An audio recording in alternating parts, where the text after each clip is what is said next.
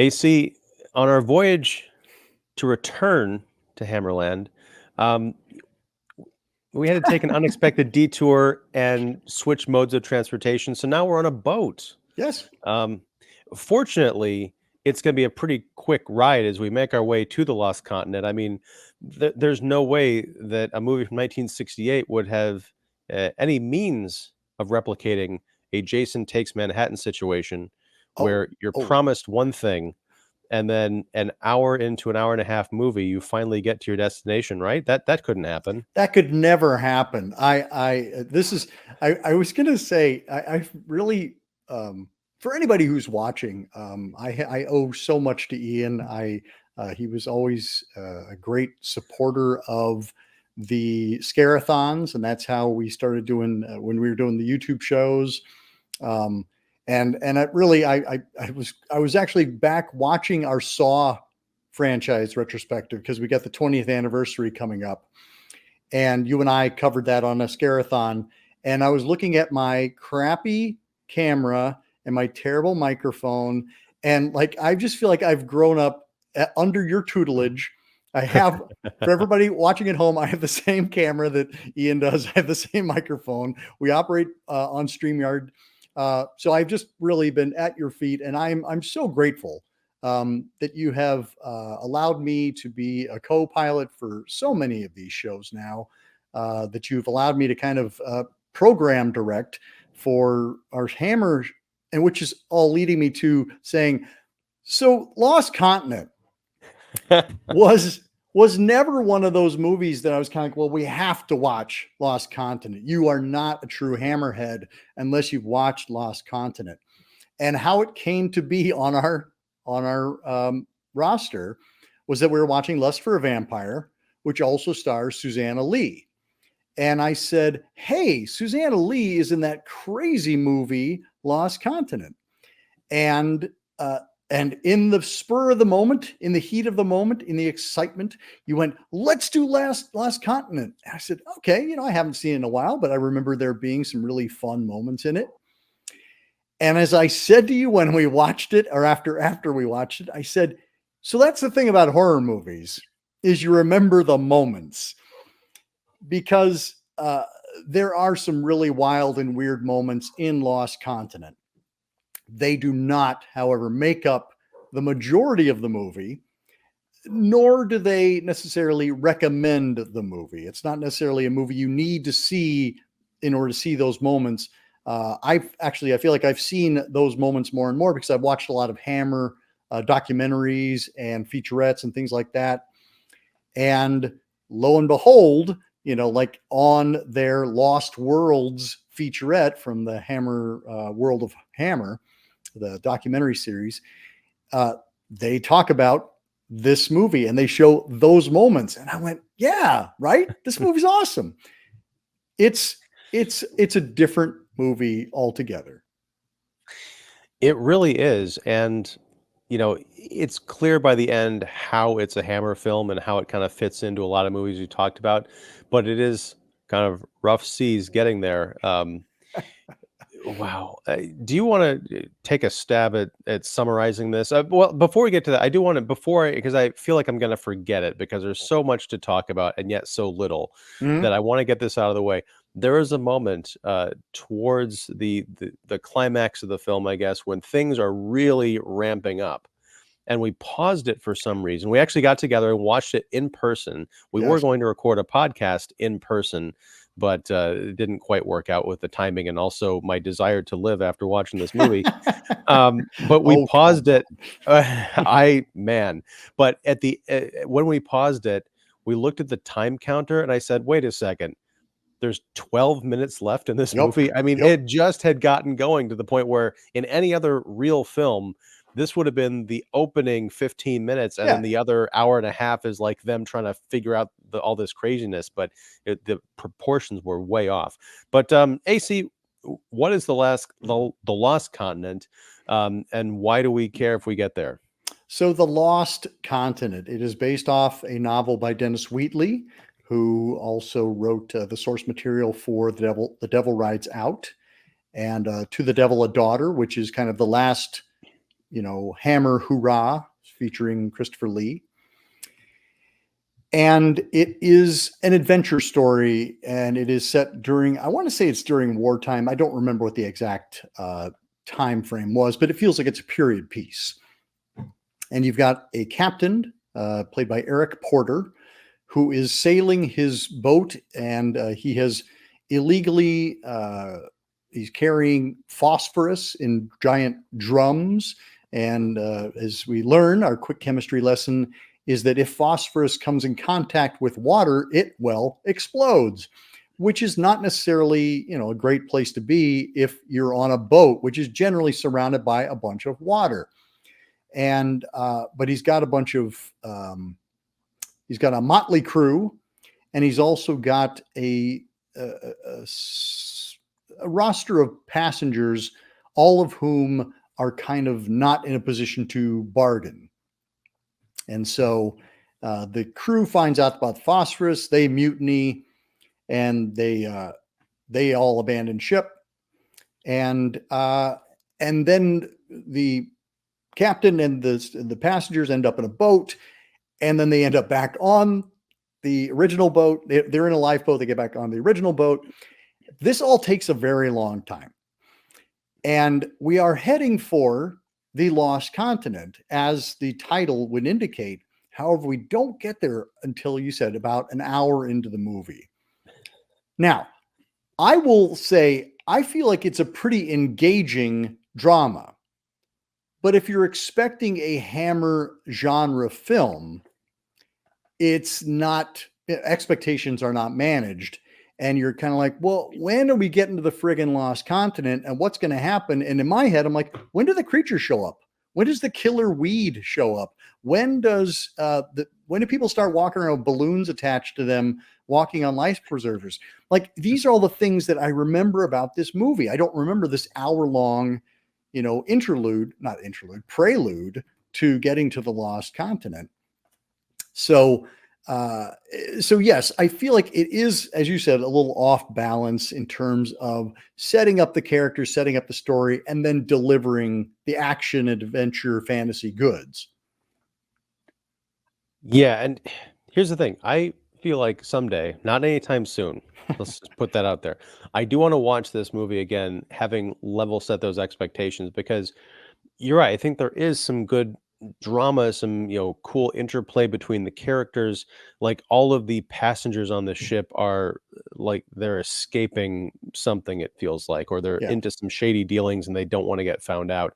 To the point where when they find out that there's these explosives on the ship, and the crew are mutinying and saying, "Hey, we've got to get off this boat before it blows up." Everybody in the kind of the stateroom, they're sitting around drinking and smoking, like, no, we're just gonna hang out here. And then 10 minutes later, at least in movie time, it felt like in the reality of the film, they're like, hey, we got to get off this boat. And as you mentioned, they end back up on the boat. It's just the most indecisive plot ever. But no, I feel like, looking back on it, yeah, there are a lot of conversations that I kind of breezed right through, because I'm like, okay, this is just a bit of business to make it look like a legitimate movie before you get to the monster attacks. And I Right. didn't know, I'd never seen this before. So I'm imagining something like 1 million years BC, like they get lost in the fog and all of a sudden a Tyrannosaurus eats part of the boat or something like that. The monsters were cool that they run into, but again, it's like 10 minutes towards the end of the movie. So I'm thinking, wait, there was a whole plot that was introduced, like the ancestors or the descendants of Cortez or something, who Yeah. and one of them, they formed this church-like community in the ruins of this boat. And yet somehow, I guess there's enough people who get lost on the Lost Continent that they can just raid their stores and have enough sustenance to maintain hundreds of years of generations. But there's no, like, farming, there's no storage, Yeah. really. I'm like, no, I want to know more about what's going on here, because what I get from this movie, it's like Nick Jonas on a throne in a weird cap, and that's about it. And there's that freaking killer weed everywhere. So it's like, how are they not being, picked off all the time? So one of the film, what were we going to just say? I was gonna say I want the origin story of how they figured out the balloons, and you call Yeah. the life preservers. They look to me, they look like giant Swiffer pads, like you clean Yep. your floor. They've got them strapped to their feet. It's a genius idea because there's basically all of the ground in and around the lost continent is populated by this killer hissing, chirping weed that if you touch it, it's gonna Yeah. suck you It's in like and eat you. acidic or something. Yeah.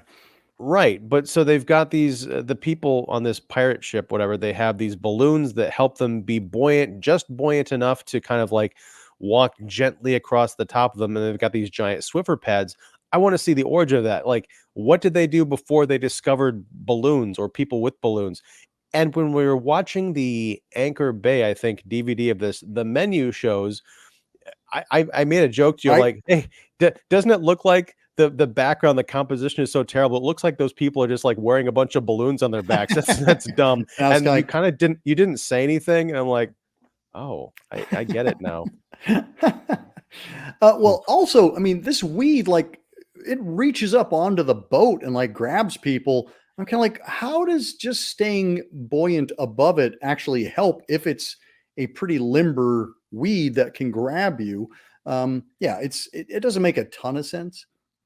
Maybe they like the massaging, There you go. walking across the top motion, and then when no one walks on it for a while, they get restless and they got, "I said scratch my head.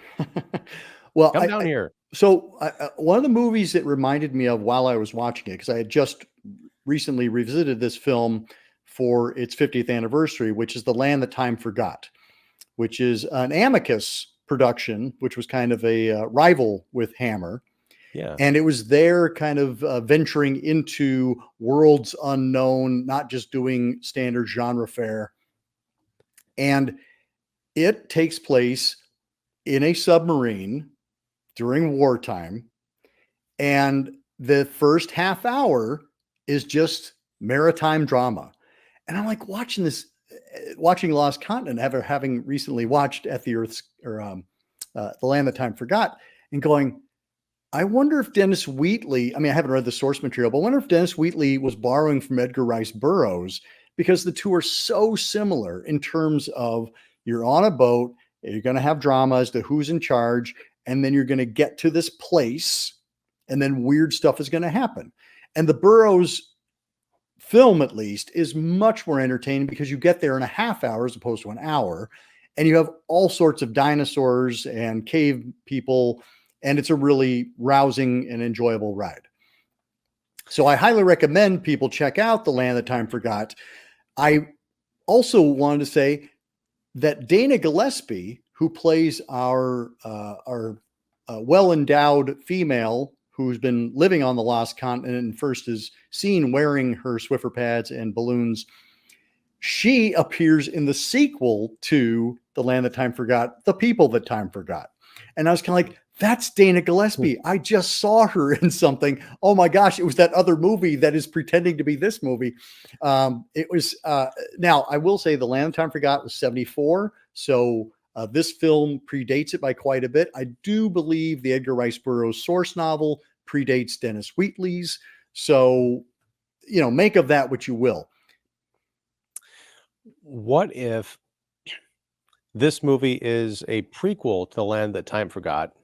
I haven't seen The Land That Time Forgot, but You should. maybe there's a lot of like dense pea soup fog, so we can't see exactly how big this lost continent is. And That's what is right. a continent? It It could is just be land. part of it. That's right. It could be part Yeah. of it. Wow. I do think it was a nice bit of cheek when one of the characters in the establishing shot of all the people aboard this vessel, one of them, I think it might be the professor, or their father. There's the father and the daughter. They don't get along, but he's reading a book by Dennis Wheatley. I'm like, Yes. ah, that's wow. See what we're doing there? And Yeah. this came out the same year as Devil Rides Out.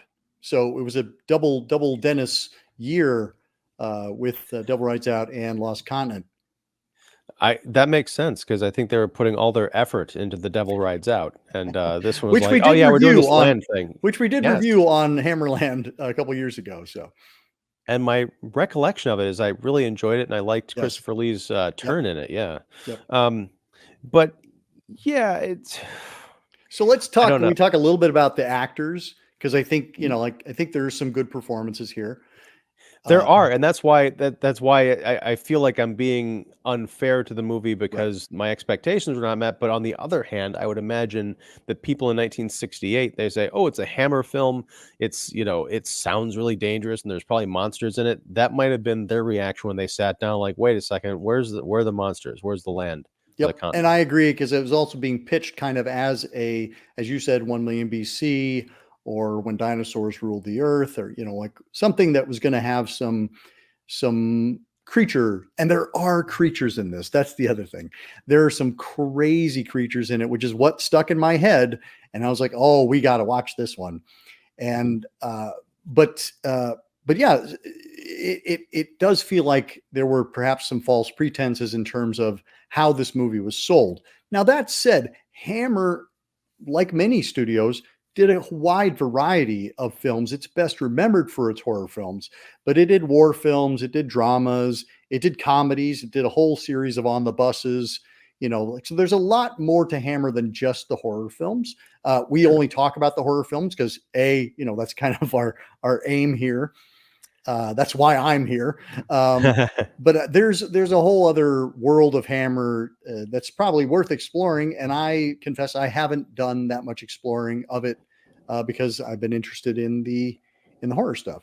But kind of like when we talk about our Italian Gialli, a lot of those directors are not known specifically just for horror, but that's what we remember them for.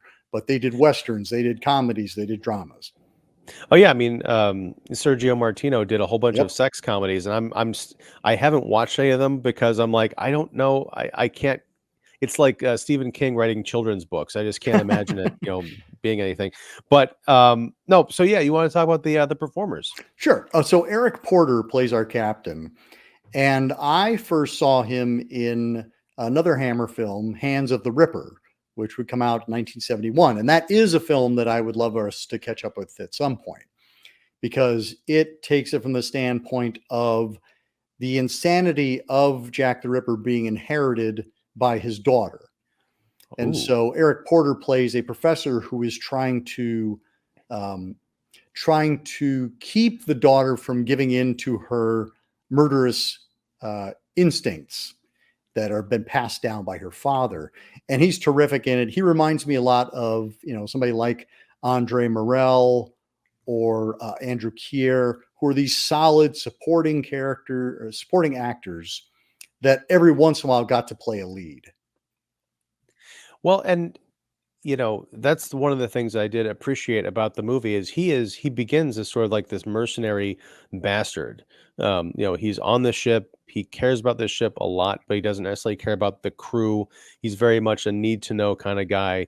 When his people find out, oh, we're transporting phosphorus B in this crazy, like, I don't know how big this cargo hold was, but Yeah, it, it was it pretty seemed big. almost impossible that they would carry that many drums of this stuff and still float. But uh, he he was transporting these sketchy people, but by the end of the movie, you get the feeling that he gives this really great kind of impassioned brief speech when the bad guy who looks like the grand wizard of the clan or something is yelling at him about, where will you people go, you can't escape, and he's like, well, we're going to keep trying because we're Right. alive, and as long as we keep on living, we're going to succeed.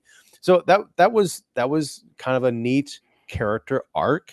And Mhm. also, I like the fact that this movie does not end definitively. When I remarked, hey, we only have 12 minutes left, that's because we assume they're going to be okay. Either they're going to find their way out in a sequel somewhere that maybe didn't happen, or they're just going to set up camp like the people they just conquered did. I don't know, but I liked that it wasn't wrapped up in a bow. Yeah, agreed.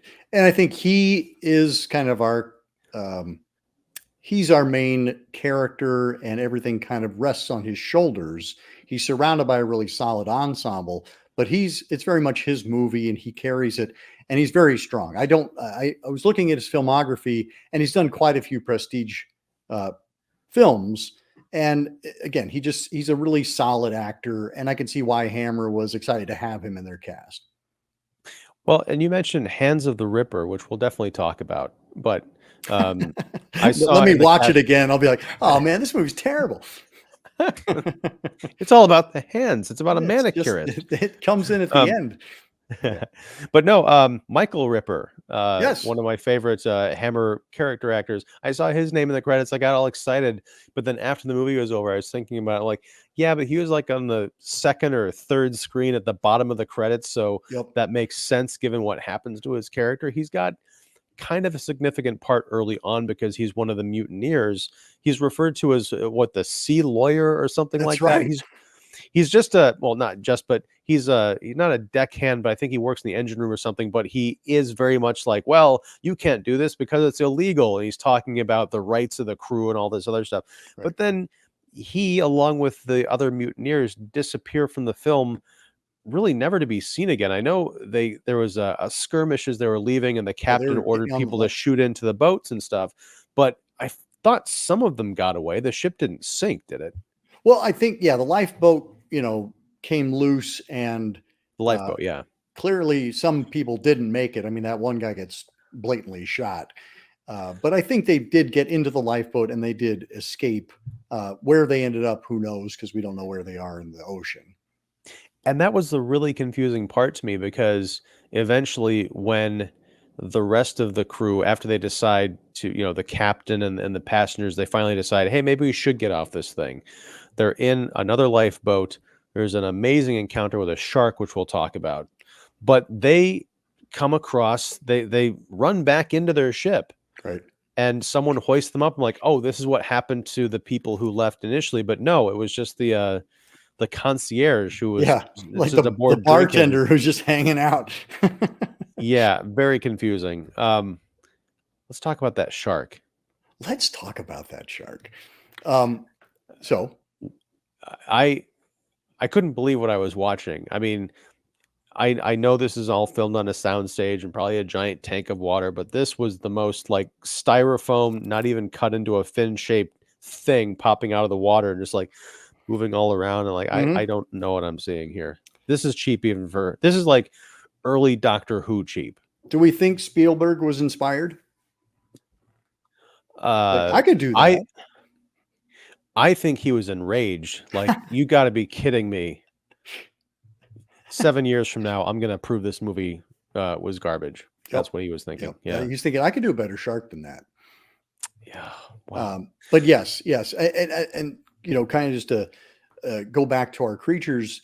There's a cool kind of like crab monster. So it's like they clearly didn't spend the money on the shark. They spent it on this like crab monster and this scorpion monster that are clearly on like dollies being pushed on each other like with wheels.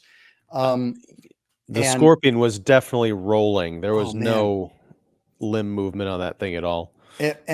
but see, I am delighted by that. The 6-year-old in me is delighted by that because I'm like, I love puppetry. I love watching like when I know how things were done. Um, as a more discerning viewer, of course, you're watching and going, those are some cheap ass special effects.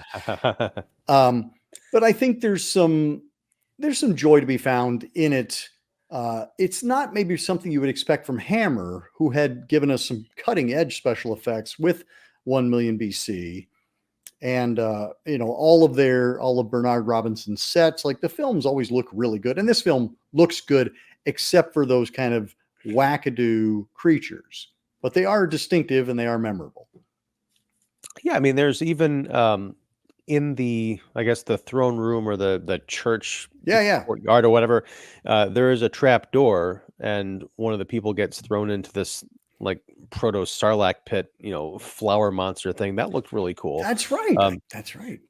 except for maybe this is what they were going for, but it looked like they had the trap door. Underneath the trap door was this pink, gooey, flowery monster thing. But then just below it, you could almost see like a pool of bluish water. And I'm Right. like, is this just, it's so cheap they couldn't disguise that this thing was resting in a pool that they had to have the stunt guy go down? Or is we meant to be, this is like like living algae that's sitting on top of Mm, the water, which is kind of a cool thing to imagine, but there's so much else in this movie that looks cheap that I can't help but think, oh, it was an accident that yeah. it was just filmed improperly. It reminds me very much of kind of like Land of the Lost, where it's like, this is like cheapy TV, um, production value. You said Doctor Who, similar to that, where it's like, we got $1.50 and, access to the prop shop. Let's go. Yeah, I like the idea of the crab monster and the scorpion fighting. It reminded me very much of like a Kong, like a Skull Island kind of skirmish. And Yep. I just, again, I think back to what this movie could have been in a better Yeah. execution. And even I'd like, maybe they've done movies like this. You mentioned The Land That Time Forgot, but this movie I think specifically would be good for a remake. Yeah. Like if Peter Jackson gave this the King Kong 2006 treatment, although he spent a lot of time in that boat too, I think there could be a lot of fun here. I'm kind of And like, speaking of films that took an hour to get to the island. but I want to say, going back to that the lifeboat with our kind of main cast adrift, there's a skirmish. The dad professor character gets thrown overboard and he can't swim. So I think it was Harry who pushed him overboard, right, or punched him. Yes. He goes, and Harry's are kind of like, I don't know what he is. He's almost like a writer type character that the professor's daughter shows kind of an interest in until he turns out to be like, I'm going to use this opportunity to sober up. And then she says at one point, "You better start drinking again soon." Unity, that was the daughter's name. Yes. Susanna Lee, Susanna Lee. most ironically named character in film. But during this skirmish, at one point, there's another fight aboard the lifeboat. And a character gets shot with a flare gun Yeah. in an effect that, okay, they didn't spend any time on these monsters comparatively, but I believed that this actor got shot in the gut with a flare Yep. gun because you see it go into his shirt and he screams and goes overboard. It was so effective and really tense. Yeah, I agree. And I think I'm going to back things up just to be. I think they did spend time on these monsters because Okay, yes. they're bananas. Like his crazy sucking beak mouth and the flower thing. I mean, there's some weird sloppy effects, and I kind of love them for being as sloppy as they are. I wish that they had been more liberally scattered throughout the movie instead of all kind of like compacted into the last 20 minutes. You talked about what's our ne'er-do-well drunk's name? Harry, I think. Harry, yeah. So Harry, although I think someone at some point someone calls him Larry, I think is mistake. Harry is played by Tony Beckley, and he had a pretty good career, but I remember him best as the nemesis from When a Stranger Calls. So the Carol Kane movie from 1979, and from which the immortal line, "Have you checked the children?" derives. But Tony Beckley is the killer, and while we mostly think about the Carol Kane babysitter scenes, there's a whole backstory following Tony Beckley's character. He meets Colleen Dewhurst, and like there's a whole bit of Tony Beckley's character that doesn't even involve the babysitter. And I remember going, he's really good in this. And he's not just like the whispery voice. Like he turns in a real character, but we just don't remember it because the babysitter scenes are so strong and so memorable. I've never seen When a Stranger Calls. I haven't spoiled anything for you, but we No, should I'm totally talk because that's the 70. Let's do that. I think it came out in 79. It's celebrating its 45th anniversary. We should do that for the Scarathon. Okay. One. Yes, that's a great idea. But is that the one where the call is coming from inside the house? Correct. Yes. The one that isn't Black Christmas. But yeah, I think the Harry character in this movie is like all the characters on the boat are interesting. I wonder if I were to approach this as a drama, if I would tune out by the time they get to the island and think, oh, I wish they just get back to, I want to know what happens with these characters. Who cares about the monsters? But unfortunately, that's not the case because Harry's relationship with Unity is very interesting. She seems to hop from kind of eligible bachelor to eligible bachelor. Even the the kind of the scummy guy that is Mhm. blackmailing the one lady. I don't even know what that plot was about because all I heard was wah wah wah wah wah wah. We're not fighting monsters yet. Wah wah wah wah wah wah wah. So I'm sure it's very interesting. But he had a thing where he was blackmailing her, and there was like sex involved, and then he ended up getting with Unity, and I think that's the point where he got eaten. Like the thing comes over the Yeah, side of the the deck, weed right? comes and gets him.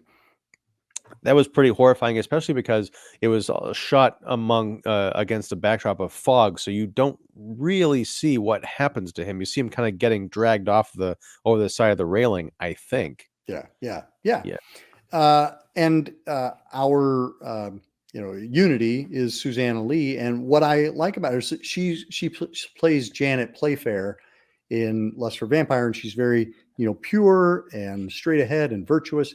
And then she's the absolute opposite in this one. And I remember thinking, oh wow, like you really are showing some range here because she's I think Lust for Vampire came out in 71, so that this is 3 years before that. And I love that Hammer was kind of like, that one who played the conniving bitch. Let's get her to play Janet Playfair. And now she's coming back and doing this. Well, I guess it's the chronology is all out of whack, but in terms of the order that we're talking about these movies, yeah, it is. And she's a fun character, and she's also, she's got a tremendous presence. She's very attractive. And when you mentioned that she was in this other movie, I'm like, oh, I really want to watch that because I thought that what she did in the role where she was playing the kind of the jilted, the not as uptight, straight laced, I Yes. guess, person. I think, I like that range, as you mentioned. Yeah. Um, Sorry, I'm kind of all over the place because this movie has me all jumbled. I'm thinking about we got to talk about this and we got to talk about Well, that, and okay. maybe So we I already want to, did. if this movie had been called something else, because I've said this before, there's a movie called The Beast uh, from Hollow Mountain or Beast of Hollow Mountain. And it is basically for the first hour, it is a cowboy drama. There's, there's rustlers who are, messing with the herd, and like there's a whole thing about land rights, and there's some mysterious deaths happening, and you're kind of like, oh man, like somebody's killing somebody, there's a murderer amongst us, and then a friggin' dinosaur shows up in at the hour mark, and you're like, wait, what? Like, and it's this amazing, like the last 17 minutes are this dinosaur on the loose. And in many ways, I think of like if you had not been expecting them to get to a continent, if you thought it was going to be a maritime drama and like suddenly they ended up on an island, you're kind of like, oh, okay, they're probably going to be rescued and there'll be some Lord of the Flies action. And then you have that crazy scorpion and crab monster show up. It'd be like, okay, this movie took a hard left turn and it was really exciting. I think because it starts off calling itself Lost Continent, there's a destination in mind, and there's a lot of like, okay, well, when are we going to get to the Lost Continent, folks? I don't even know what's on the Lost Continent, but I want to get there because you said it was going to be there in the title. Yeah, it's interesting. It reminds me of I've never seen Red Eye, the Wes Craven movie Okay. with Rachel McAdams and Cillian Murphy, but I remember an early trailer for it, which made me want to see it, and then I didn't want to see it because my recollection of the trailer is they're both in the airport. They run into each other. It's kind of a meet cute, and then they end up on the same plane sitting next to each other. Like, oh, what a wacky coincidence! And you're just expecting the narrator to come on like coming this summer, but no. At one point, he kind of looks at her and says, she says something. He says something kind of weird, and then there's like a close up on his eye, and it, like you realize that. Oh, he's after her. There's something really sinister going on that says from Wes Craven. I'm like, oh my God, this is not the movie that I thought it was a minute ago. Right. And that's one of the reasons I avoided it because like nothing can live up to that now that I know that something is going on. If to your point, AC, if this movie had been like there were no creatures on the poster, if it had just been like, what do they call what's the name of this ship?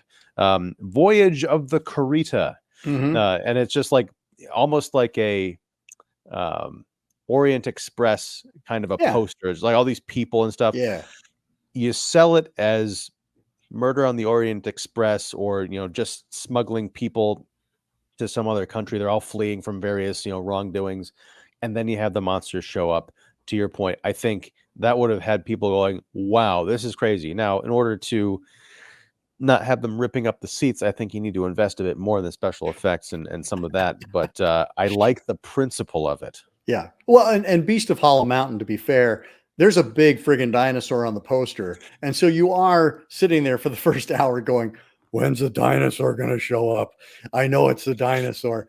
But in principle, again, I love the fact that we don't see a dinosaur for the first hour and then dinosaur goes bananas, and it's just delightful. And they helpfully, on the DVD that was released by Shout Factory, the chapter stop lands right at when the dinosaur shows up. So you can watch the whole movie, or you could just jump to the dinosaur and enjoy. That'd be great if there was 15 chapters. Chapter 1 is the first hour, and then chapter 2 through 14 is all the really good stuff. It's all the dinosaurs. Yeah. Now, what would have been even better is if it was strictly a cowboy drama. You have the dinosaur on the poster, and it turns out that the villain just has a dinosaur tattoo on his arm or something. It reveals in the last 5 minutes. Or he's like, Friday the 13th. I'm going to make 2 because you did Jason Takes Manhattan. But if it turned out to be Roy, wearing a dinosaur head, that would have been incredible. Yeah, the mask comes off when he's on the spikes, and there's just a lizard person inside, like V. Wow. Yeah, you didn't think you were going to be referencing V in the middle of this show, did you? No, I really didn't. I did like that the chapters had names on the Anchor Bay DVD, and chapter 5, I think, was Little Hellcat. Like, oh, that's interesting, and that turns out to be Susanna Lee's love scene, and someone refers to her as the Little Hellcat. I'm like, hey, that's thematic or something. Did you like me, want more out of this, the inhabitants of the Lost Continent, or did you come away from the movie, especially the second time, kind of appreciating the vagueness, the mystery of, because they do give some kind of well, we were the lineage of Cortez who begat this person, who begat that person, now we're kind of here, or was that enough for you? Did you wonder how this society even worked? Because it looked like they all lived in that room. That other film that features Dana Gillespie, The People That Time Forgot, which is the sequel to The Land That Time Forgot, that has something what you're talking about. There's a whole culture going on. And actually, another Amicus adventure film, also starring Doug McClure, At the Earth's Core, which also co-stars Peter Cushing, that has another kind of weird, subculture of humans, and there's a whole other thing going on. So having seen it done, I'm kind of like, yeah, I would love to get to the island sooner. I'd love to, kind of dig into that culture, because there's a lot of really interesting subtext going on there in terms of how the hell did these people get here? How are they living? Like you said, how do they live? I mean, I think there's a lot to be explored there, and it's, at least for a genre fan, it's going to be more interesting and engaging than just the troubles of 2 people on a boat. It's going to be a little more exciting, and that's kind of what they came to a Hammer film for, I think. Yeah, I just like that there's a little, I think he's supposed to be a teenage boy who's the ruler over all this, but he's sort of being puppeteered by this, like I said, this grand wizard character. I like that the kid's name is El Supremo, and everyone just kind of refers to him as that. And I giggled inside every time someone said, "Oh, we got to beware El Supremo. He's going to bring his wrath upon you." And none of them talk in Spanish accents. They should all be talking Spanish to begin with. Yeah, but maybe they learned from all the people whose boats had come through. They were all Englishmen or something, and they had to learn the language in order to conquer them. I have no idea. But I did want to. Oh my gosh, I just lost my train of thought. It sailed right away. No, that's totally fine. I remember what it was. The movie opens. It does that device where it opens with a scene, and then the rest of the movie essentially is one very long flashback. And I had forgotten about this Right, because right, right. at the beginning, I was also the forgetting. captain is casting. They're doing holding funeral rites, and they're casting a body overboard. And then I can't remember if there's narration or if they just flash to like 6 days earlier or something. I think it's something as simple as, "How did we get here?" Yeah. You into the lost continent? It was a long ride. Let me tell you. But at the usually in those kinds of situations, it's an integral character. You're wondering like, oh, who is that person? Right, And by the time it's at the end, because we'd only met El Supremo really in the last 20 minutes, right. and he changed from being this evil dictator who would put people to death for the smallest infraction to, hey, I'm going to join the good guys because I realize I'm being puppeteered. He's the one that we see being cast overboard, and everyone's kind of so solemn about. I'm like, no, that needed to be Harry or Yeah, even Unity, for crying out yeah, loud. we don't have the emotional investment in El Supremo. I felt more for our bartender. He was great. He was Just great. And I very also jolly. really like the guy who is the engine room, the one who talks about God to El Supremo. Hmm. Yeah, I the one thing I thought, uh, the Lost Continent, before we got to the Lost Continent, and there was all this drama on the boat, and things are kind of going haywire. We do get a couple of pretty spectacular deaths, even outside the context of the lifeboat that gets away. There's a guy, or maybe it was during the lifeboat scene. A guy gets, I can't remember, did he get something horrible happened to his head, and there was a bit of gore. And mm, I thought, okay, it's starting to feel like a Hammer film in that there is some violence, there's some bloodshed. So yeah, maybe we never get to the Lost Continent. Maybe we're on this ship and everyone just starts like dying, or there's horrible accidents or murders going on. it's That'd be lost. fun. The continent is lost. That's why we're on this boat. Is because there is no continent. We lost it. Um, we should point out that this is directed by Michael Carreras, produced and directed by Michael Carreras, who was the son of James Carreras, who was the founder of Hammer Studios, and Oh. eventually handed the reins off to his son. And his son was actually the horror fan in the group. James was above all of that. He liked making money. He liked being recognized by the Queen, but he did not necessarily. He wasn't keen on Hammer. What he liked was meeting the pretty girls that they would bring in to cast. So yeah, but Michael was actually interested in filmmaking. He was interested in genre fare, and this wasn't the first film that he directed, but he'd been an integral part of Hammer for a long time, and I don't think he's somebody who gets a lot of credit. So I appreciate that he's a genre fan. When I watch this genre movie, I wonder, where's the genre? sure, I mean, I don't what know about the genre is Dennis. it? Right, but I mean, like, I don't know. I haven't read the Dennis Wheatley novel. I don't know if it's the same kind of proportions, and it does feel.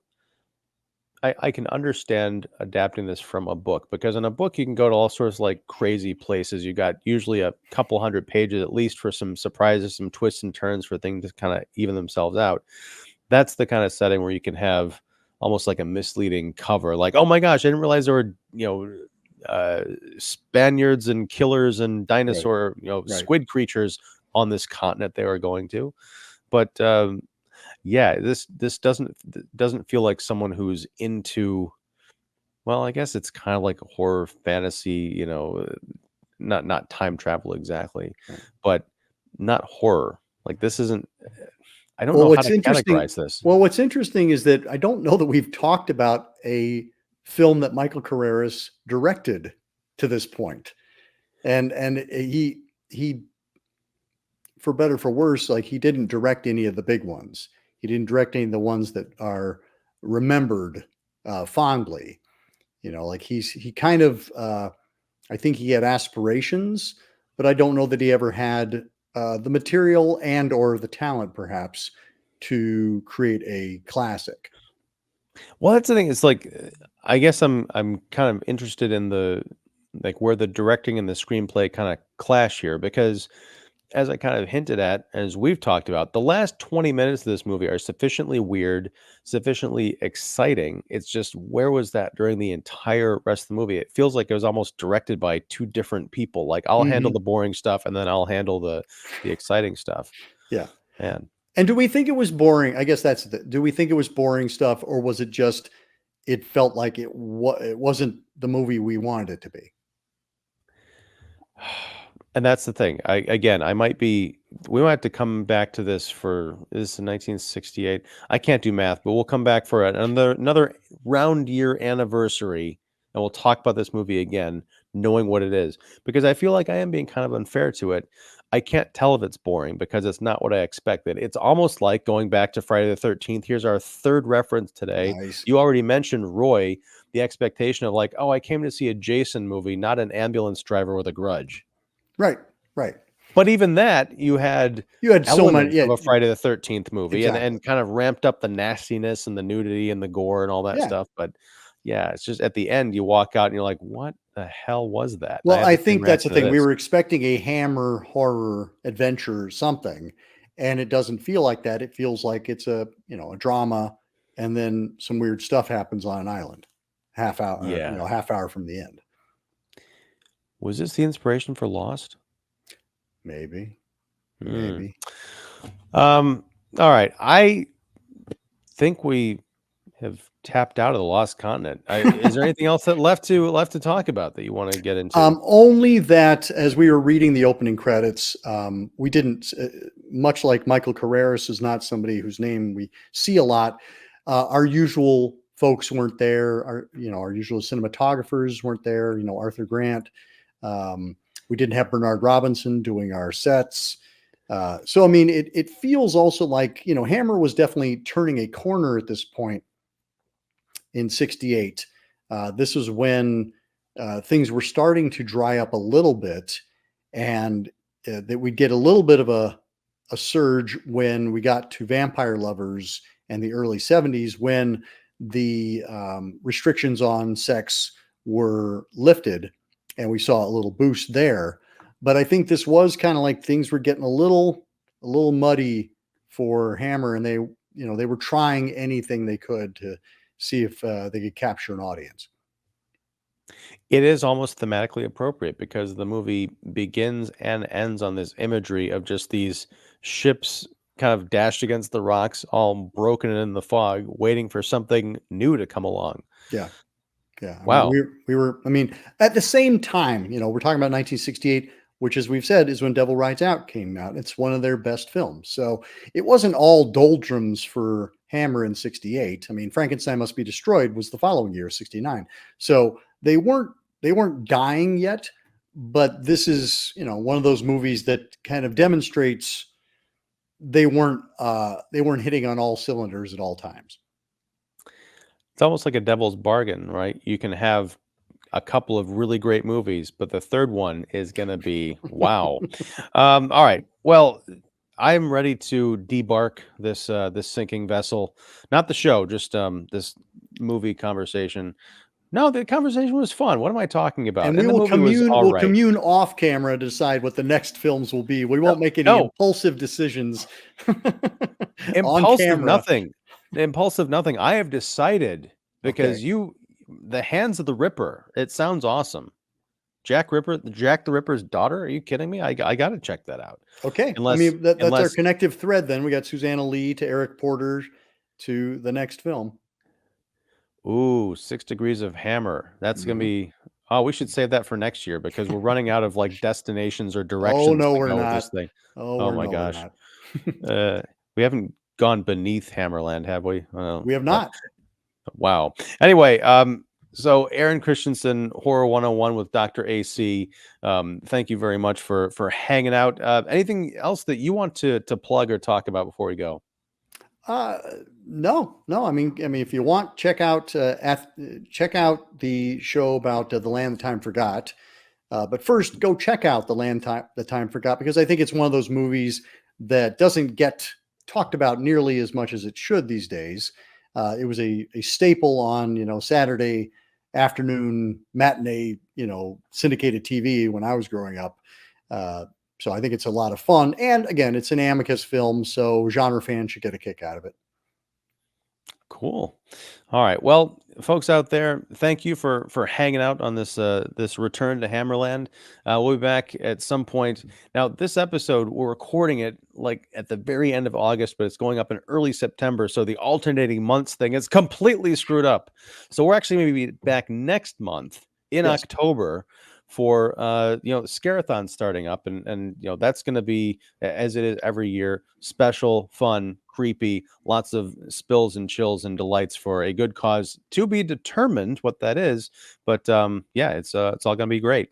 So yeah, if you enjoyed this show, please like and subscribe. Be sure and check out all of AC's stuff, links down below. And yeah, until next time, whenever that is, whatever that is, although we know what it is because we get Hands of the Ripper. But yeah, thank you and take care.